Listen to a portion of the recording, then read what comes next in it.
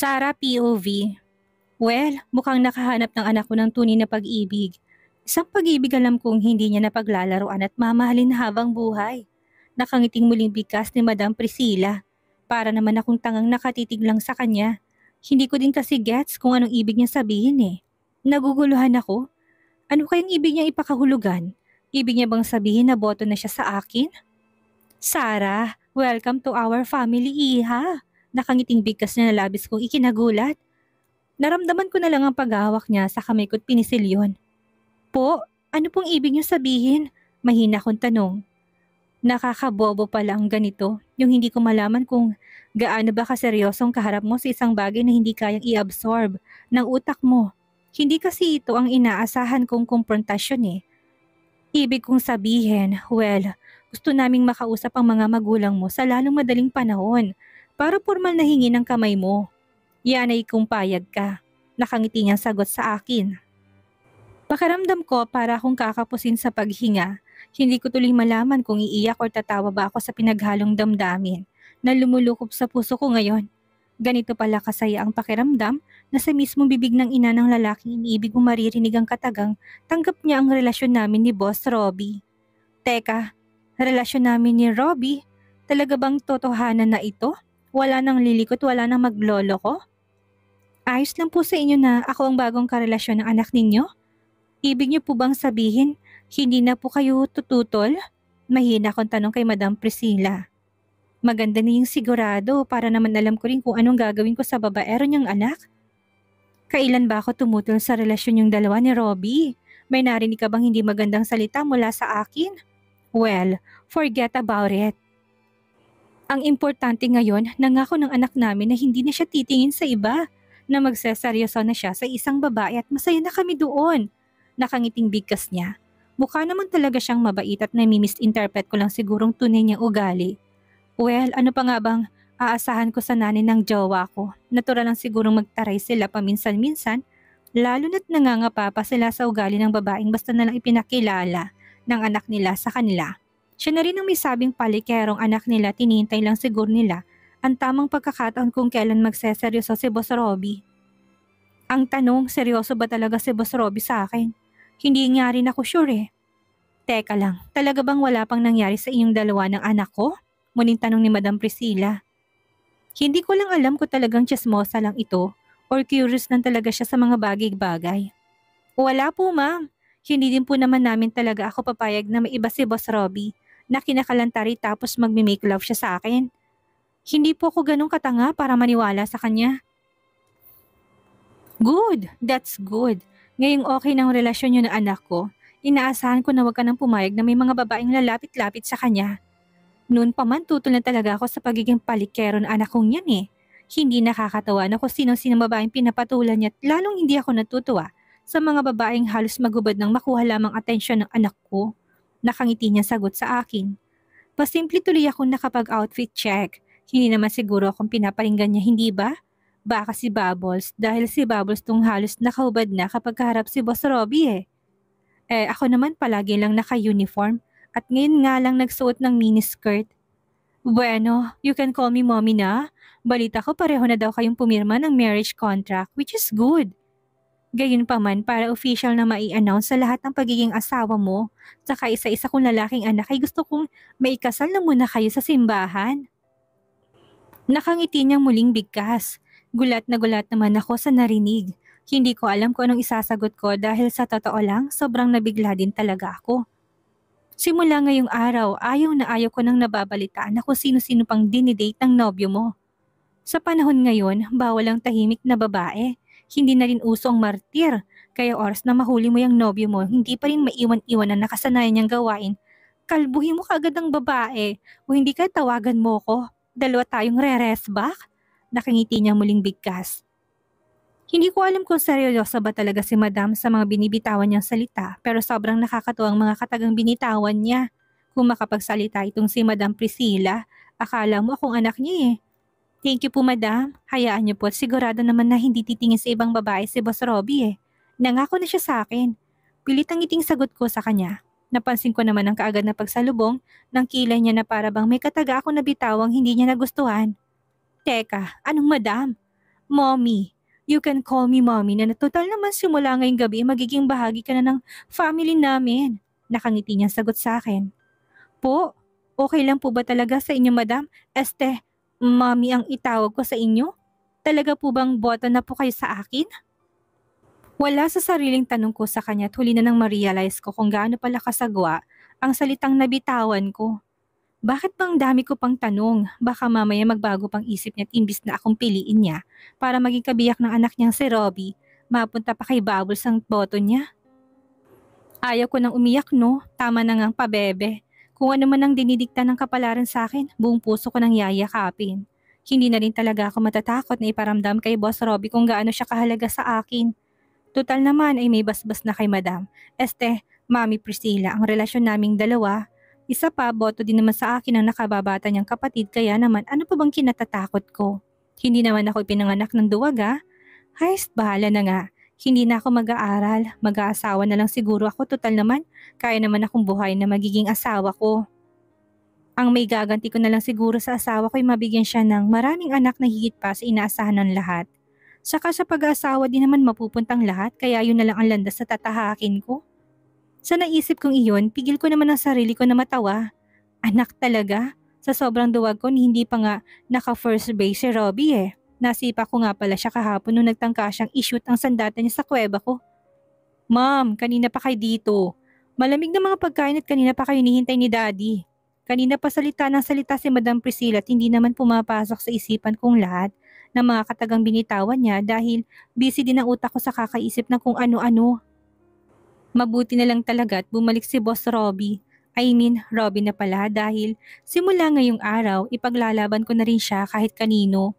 Hindi ako papayag na may ibang babae na lalapit-lapit sa kanya. Dapat ako lang at wala lang iba pa. Sabi ko nga, gutom ng lahat. Sumunod na kayong dalawa sa akin sa dining area. Narinig kong bigkas ni Mommy Priscilla at nagpatiunan na siyang naglakad papasok ng bahay. Akmang susunod na sana ako sa kanya nang mahigpit akong hinawakan ni Boss Robbie sa aking kamay sabay tanong. Anong sabi ni Mommy? Tinarayan ka ba niya? Inaway ka ba niya? Huwag mo na lang pansinin, masama talagang ugali niyan paminsan-minsan. Sunod-sunod niyang bigkas kaya naman hindi ko mapigilang matawa sabay iling. Wala at mali lahat ng sinabi mo. Boto na siya sa akin at sabi niya wag daw kitang hayaang dumikit-dikit sa ibang babae. At kung sakaling hindi mo talaga kayang pigilan ng pagiging palikero mo, ako na raw ang bahala sa mga babae mo. Pwede ko raw gawin lahat ng nais ko at kapag hindi ko daw kaya, tawagan ko lang daw siya dahil dalawa kaming re-rest back. Nakangisi kong sagot sa kanya at mabilis na siyang tinalikuran. Bigla na rin kasi ako nakaramdam ng gutom. Sobrang gaan din ang kalooban ko at para bang sobrang saya din ng puso ko. Ganito pala ang feeling kapag tanggap ka ng magiging biyanan mo. Nakakatuwa, para ako nakalutang sa alapaap. Sarah, saglit lang naman. Ano pang pinag-usapan niyo ni Mommy? Muling bigkas ni Robbie. At muli niya akong hinawakan sa braso. Seryoso ko siyang tinitigan sabay ngiti. Kailangan na daw ischedule ang pamamanhikan sa mga magulang ko. Kailangan daw may ikasal na tayo sa lalong madaling panahon. Taas daw kong sagot sa kanya. Wala nang boss-boss sa akin. Malapit na kami maging legal sa lahat at total naman, nakita niya ng lahat sa akin. Wala na ring dahilan para magpakipot pa ako, no? Nakakapagod kayang magpakipot. Palagi na lang akong talo. Ni hindi pa nga nag-umpisa ang relasyon namin, broken-hearted na kaagad ako. Dahil sa pagiging matakotin ko. Yun lang yung sinabi niya. Nakangiti niyang tanong sa akin. Parang hindi naman siya nababahala sa mga katagang binitawan ko. Mukha pa nga siyang masaya eh. Ibig mo sabihin, ayos lang sa'yo na ikasal na tayo sa simbahan? Seryoso kong tanong sa kanya. Sure, yun lang pala eh. Nakangisi niyang bigkas. Dumikit siya sa akin at tinitigan ako sa mga mata. Titig na may ibig sabihin kaya naman kaagad din ako nag-iwas ng tingin sa kanya. Lintik talaga. Kaya ko makipagtitigan sa kanya kaya lang nagiging pasaway ang puso ko. Kung makakabog kasi wagas eh. Look at me Sarah, ihanda mo sarili mo dahil kapag naikasal na tayo, ihilang ang magiging pahinga mo sa akin. Ilang beses mo na akong binitin kaya kakausapin ko sina Mommy at Daddy para bukas na bukas din maumpisa ng pagpaplano sa kasal natin sa simbahan. Nakangisi niyang bigkas at nagpatiuna na siyang naglakad papasok ng bahay. Naiwan naman akong tulala na lang na nasundan na lang siya ng tingin. Pagbabanta ba yun? Parang hindi naman eh. Pero ano yung nabanggit niya na ihilang ang pahinga? Hayst ang gulo niya. Magtatanong pa sana ako pero tinalikuran niya naman na ako. Pasaway, mahina akong sambit at ang bilis na ako napasunod sa kanya. Mamaya ko naiisipin ang huling salitang binitawan ni Robbie. Kakain na muna ako. Kapansin-pansin ang mainit na pagtanggap sa akin ni Madam. Mommy Priscilla. Habang kumakain kasi kami ng dinner, hindi ito naubusan ng kwento. Kulang na nga lang pati love story nilang dalawa ni Daddy Cedric. Ikakwento niya na rin eh. Ma'am, kanina pa tayo tapos kumain. Pwede na ba kaming umalis ni Sarah? Gabi na't kailangan ako sa opisina bukas ng umaga. Awat na ni Robbie sa kanyang ina.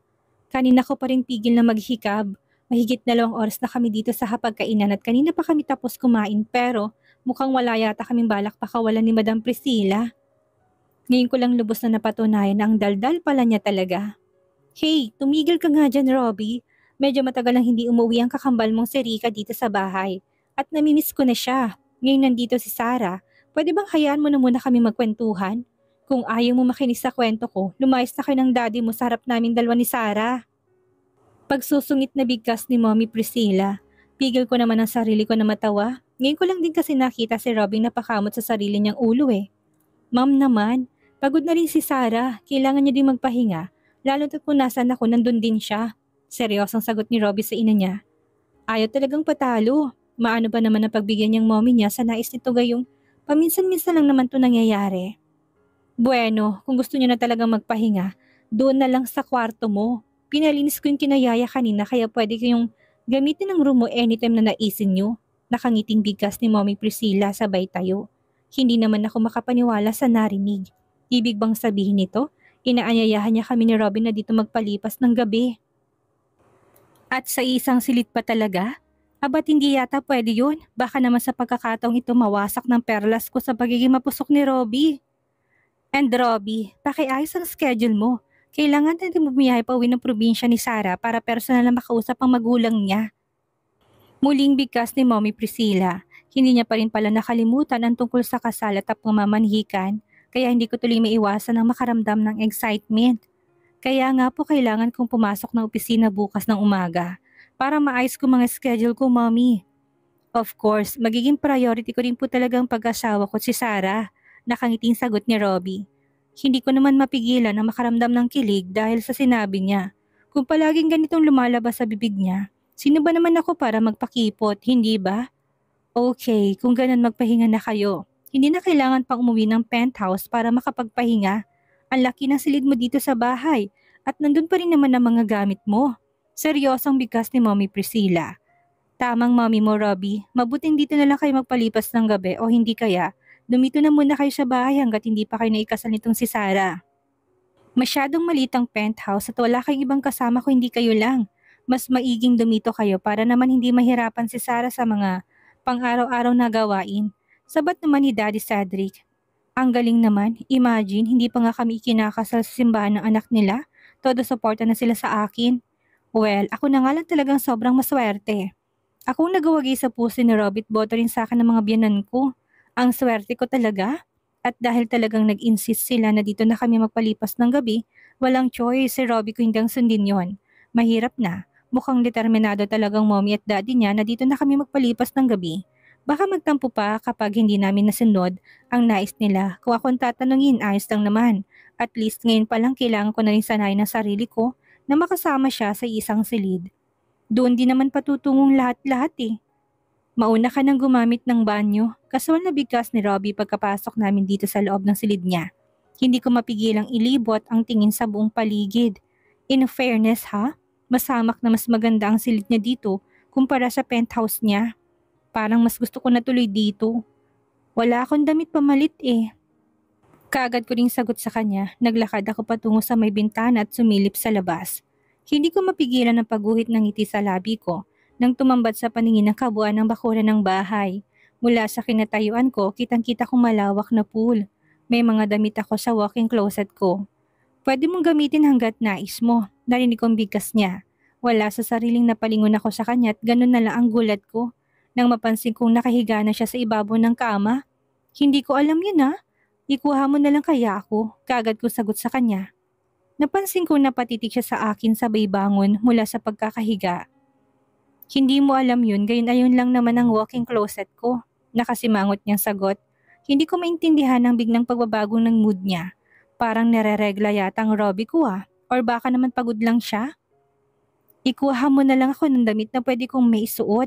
Papasok na ako sa banyo. Parang wala lang nabigkas ko sa kanya at mabilis na naglakad patungo sa banyo. Simula nang nakausap ko si Mommy Priscilla, nagkaroon na ako ng confidence sa sarili ko na ipaglaban ko ano man ang nararamdaman ko kay Robbie.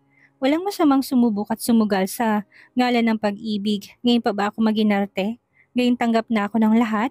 Ngayon pa ba ako magpapakipot? Ngayong ramdam ko na rin naman kung gaano ko kahalaga kay Robbie.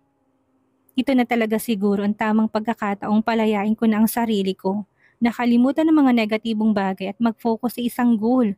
Di ko na ituluyang mapasakin si Robbie na walang ibang babaeng aali-aligid sa kanya. Sa pagpasok ko sa loob ng banyo, walang pag-alinlangang kaagad kong hinubad ang aking mga kasuotan. Mag-half bath ako para sure ako ng babango. Ako sa tabi ni Robbie, no? Ayaw ko siyang bigyan ng chance na ma-discourage siya sa kagandahan ko. Dapat din magpaka-perfect ako kapag magkasama kami. Pagkatapos ko maglinis ng aking katawan, nagtapis na ako ng malinis na towel at mabilis nang lumabas ng silid. Naabutan ko pa nga si Robbie na may kausap sa phone, kaya naman dahan-dahan ako naglakad palapit sa kanya para makiosyoso kung sino kausap niya. Hindi pwede, tapos na tayo, tinasahan ko na hindi ka namang gugulo. Unang katagang narinig ko. Hindi ko naman mapigilan na mapasimangot. Hindi niya naman direktang sabihing alam kong si Bubbles ang kausap nito. Walang tao dyan sa penthouse kaya umalis ka na. Actually, ibebenta ko na yan kaya naman kung ako sa'yo. Gawin mo na makakapagpasay sa'yo. Maghanap ka ng lalaking seseryosohin ka at maibibigay ang lahat ng inis mo. Seryosong muling bigkas ni Robbie. Pigil ko naman ang sarili ko mapasinghap. For real? Talagang tapos na nga sila? Tinapos niya ng relasyon nilang dalawa ni Bubbles? Yes, hindi kita mahal at never kitang minahal. May ibang babae akong gusto at siyang pakakasalan ko. Muling bigkas na nagpakilig sa akin. Sure ako na ako yung babaeng tinutukoy niya. Highest feeling ko tuloy ang haba ng hair ko. Whatever, wala akong time na makausap ka. Lasing ka lang kaya itulog mo na lang yan. Baliwalang bigkas ni Robbie at mabilis na tinapos ang tawag. Hindi ko naman mapigilan ang pagguhit ng masayang ngiti sa labi ko. Yan ang tama. Kapag pumasok na sa panibagong relasyon, dapat niya talagang linisin lahat ng kalat niya. Para walang problema. Kanina ka pa ba dyan? Ayun lang mga damit mo, magbihis ka na. Kaagad niyang bigkas ng paglingon niya ay nahuli niya ako nakatayo sa likuran niya. Sino yung kausap mo? Kunwari inosente kong tanong sa kanya. Hindi naman siya nakaimik bagkos. Huling-huli kong paglakbay ng paningin niya sa kabuuan ko. Gumalaw pang kanyang Adam's apple at namula ang pisngi. Pigil ko naman ang matawa, parang tanga lang. Ngayon pa ba siya magpipigil gayong gusto niya na talagang wala na rin akong balak pang pigilan siya. Basta ba ako na lang at hindi na siya titingin sa ibang babae. Malayang magawa lahat ng nais niya. Hindi na ako tututol. Hindi na rin ako magiging pabebe. Magiging matapang na ako kahit ng kapalit nito ay ang pagkawasak ng pearly shell ko. Ikaw wala ka bang balak maligo or maglinis ng katawan? Matamis ang ngiting bigkas ko sa kanya. Napansin kong kaagad naman siyang napatango. Meron, sige na, magbihis ka na para makapagpahinga ka na rin. Bigkas niya at mabilis na akong tinalikuran. Nasundan ko na lang siya ng tingin. Hindi ko maintindihan pero parang may something sa kanya Para siyang aligaga na hindi ko mawari. Dinampot kong damit na tinutukoy niya at kaagad na isinuot iyon. Hanggang kalahating hita kong haba kaya naman parang tulog akong nakadress ngayon. May boxer shorts din kaya lang maluwag sa akin. Useless lang kaya kibit balikat na ako naglakad patungo sa kama at nahiga. Si Robin naman ang makasama ko dito sa silid at maingat na lang ako para hindi masilipan. At kung sakaling masilipan man ako, ano ngayon? Magiging mag-asawa na kami kung anong meron sa akin ay magiging kanya na rin. Sa naisip kong iyon, hindi ko na napigilan pang pilyang ngiting gumuhit sa labi ko. Tumagilid ako ng higa at inilihis ang paitaas na laylayan ng t-shirt na suot ko na siyang dahilan, kaya nalantad ang hita ko. Susubukan kong akitin si Robbie. Titinan ko lang naman kung kaya ko ba. First time ko din kasi itong gagawin Nang mapansin kong pagpihit ng seradura ng banyo, dali-dali ko ipinikit ang aking mga mata. Nagkukunwari akong tulog habang nakalantad ng hita ko sa mga mata niya. Gusto ko lang namang malaman kung anong posible niyang gawin. Sarah, tulog ka na ba? Narikong tawag niya sa pangalan ko. Naramdaman kong naglakad siya palapit sa gawing kinahigaan ko. Halos pigil ko din ang sarili kong paghinga. Na-excite ako sa mga susunod niyang gawin. Excited akong malaman kung naakit ba siya sa ayos ko ngayon. Shit, narinig ko pang mura niya. Kasabay ng paglundo ng kama sa tabi ko. Sunod noon, naramdaman kong palad niyang humaplo sa hita ko. Para naman akong nanigas sa ginawa niyang yun. Lalo na't ramdam kong gaano kainit ang palad niya na humahaplos galing sa legs ko, pataas ng pataas hanggang nakarating yun sa aking pearl na walang ni isa mang takip.